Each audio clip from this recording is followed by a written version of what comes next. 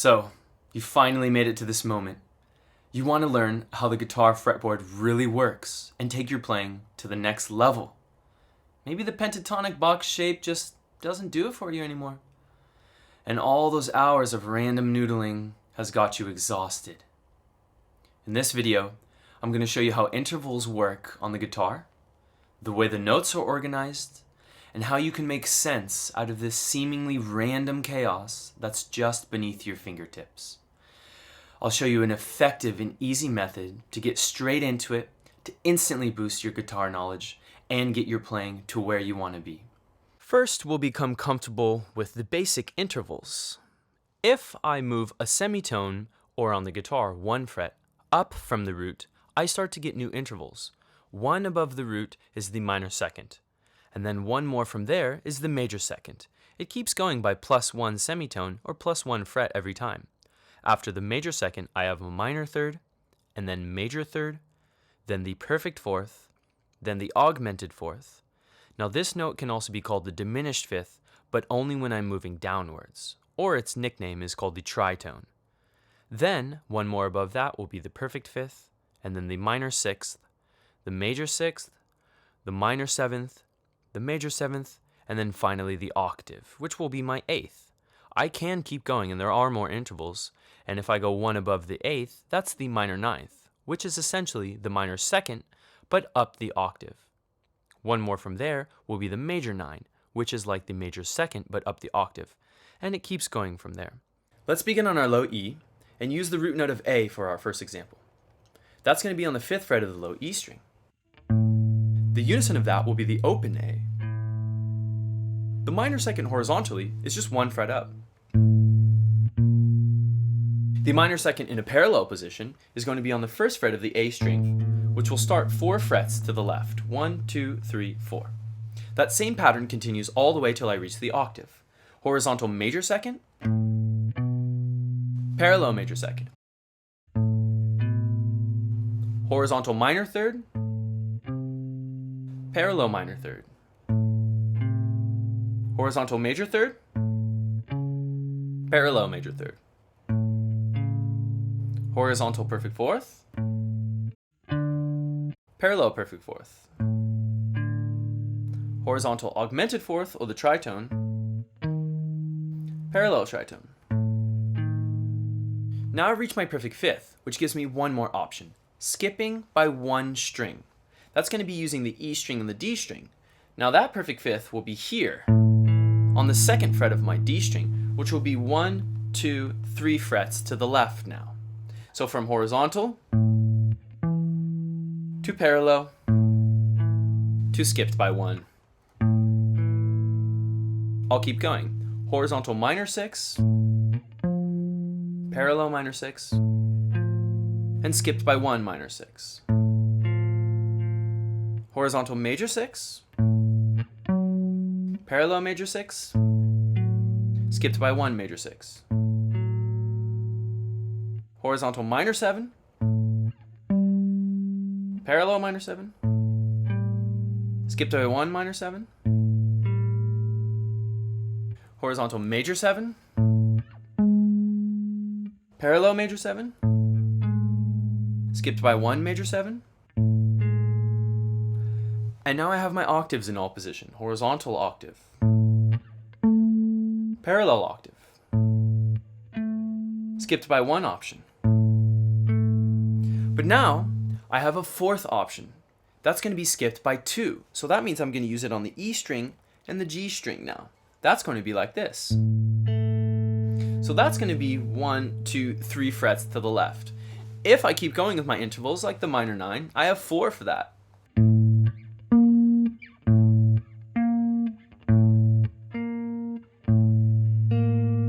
My major 9.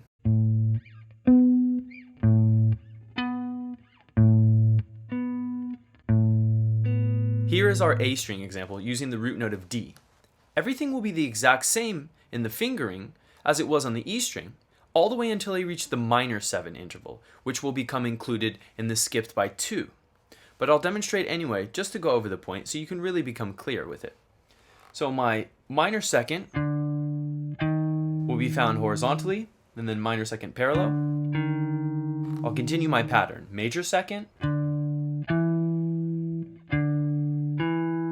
minor third, major third,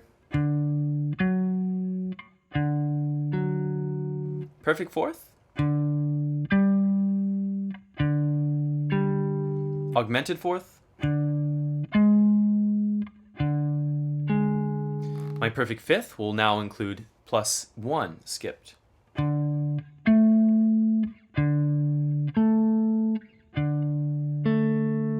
Minor six,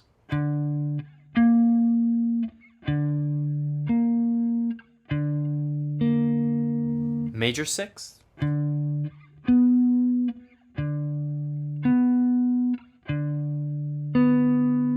now I reach the minor seven, which will begin the +2 skipped pattern.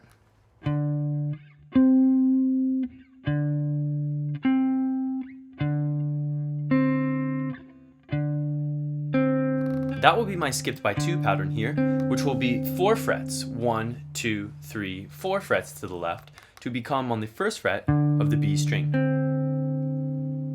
Quite a stretch if you're not used to it, but a little bit of practice, you'll get it down pretty easily. I'll move on to my major 7.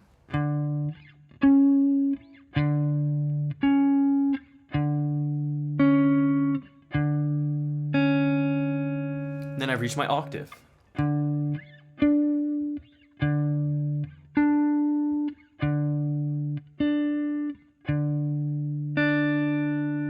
I can keep going. Minor 9.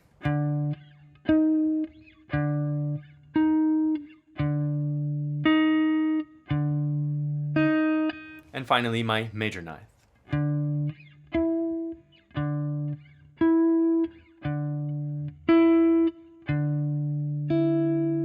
Now we'll do the D string, using G as the root, which again will be on the 5th fret. My horizontal and my parallel intervals will again be the same. When I get to the perfect fourth, I will do the skipped by 1. Let me demonstrate all the way up until that point. Minor second, major second, minor third, major third,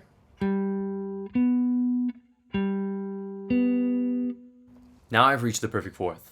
That will be on skipped by 1, like this. 1, 2, 3, 4 frets to the left, being on the first fret of my B string. So from horizontal to skipped, we have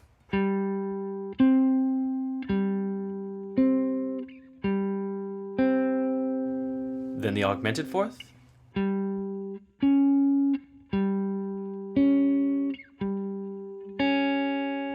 my perfect fifth,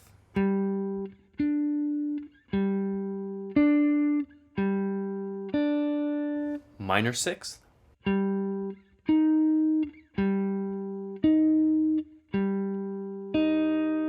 major sixth,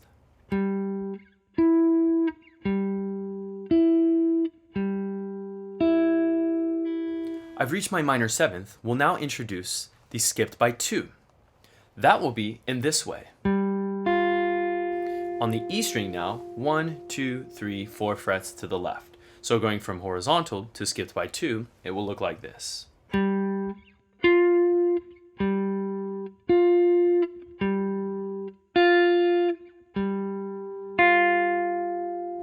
Then the major 7.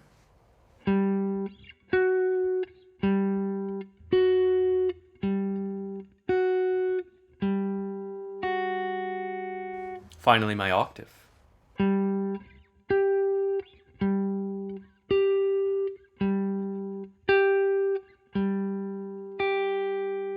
I can keep going as well. Minor 9, just for fun.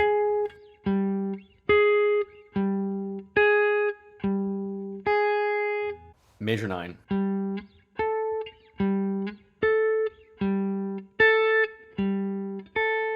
Here's our final example, starting from G. It's going to be slightly different because the parallel position will now be changed, and we only have 3 strings to deal with, so I only will be able to do skipped by 1. If you're liking this video and enjoying my content, make sure to subscribe to the channel, drop me a comment, and definitely hit me with a like. I'd really appreciate it. So let's get it done with the final one here. Horizontal, obviously going to stay the exact same. Parallel is now going to be subtracted by 1. Previously, all my fretted notes to my open unison were 5, whereas now my unison will only be 4. I'm going to be starting on the note D, which is the 7th fret. Its unison is on the B string of the 3rd fret. So that's only 1, 2, 3, 4 over. Now, I'm going to go to my minor second. That on the B string, or its parallel position, will be 3 frets to the left. Continuing, major second, minor third, major third. Now I've reached my perfect fourth, which I will introduce the skipped by 1. On the horizontal level, it's parallel, and now skipped by 1, we'll find it 1, 2, 3, 4 frets to the left, which will be the 3rd fret of the high E string. I'll continue my augmented fourth,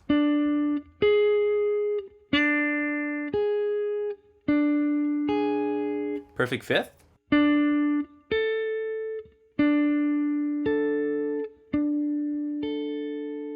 minor sixth,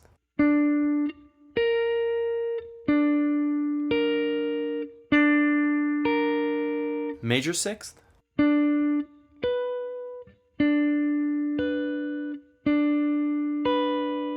minor 7,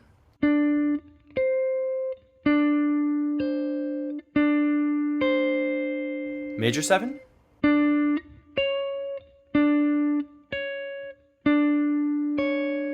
and my octave.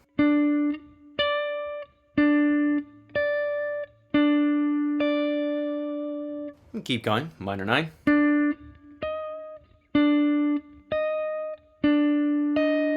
And finally the major 9.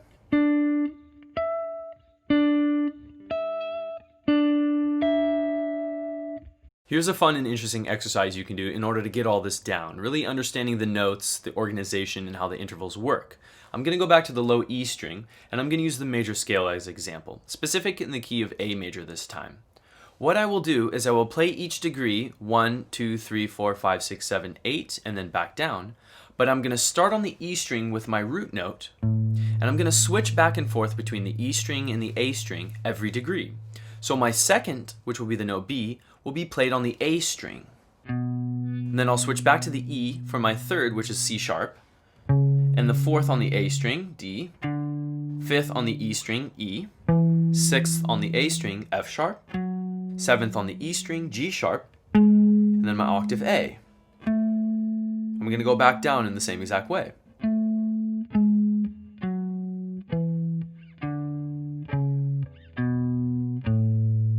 Then what I can do is reverse that. Start on the A string and switch back and forth between the A and the E string. So my root now is on A, my second on the E, third on A, fourth on E, fifth on A, sixth on E, seventh on A, and my octave on the E string. And I'm going to go back down in that exact way.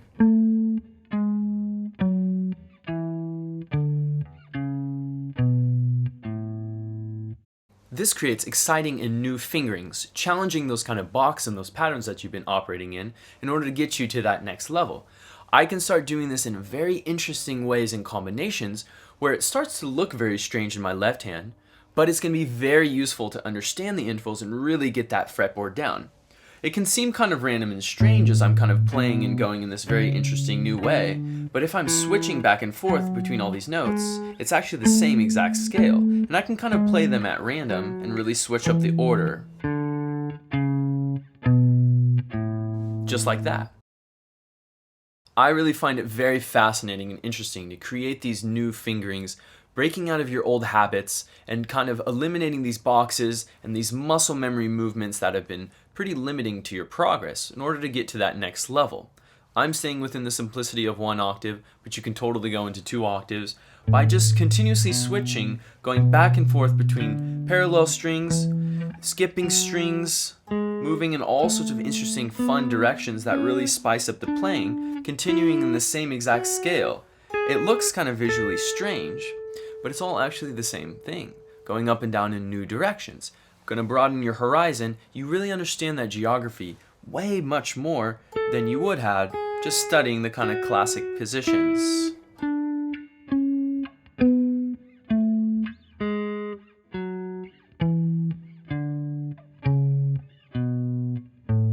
Just like that. It's going to invigorate new thinking, it's going to explore new territories, it's going to take your playing to the next level. The more you can understand the fretboard, the easier the guitar is going to become for you, especially when it comes to intervals and notes. Thanks a lot for watching. I really hope this helped out to you. Make sure to subscribe to the channel, stay tuned for the next one, and happy practicing.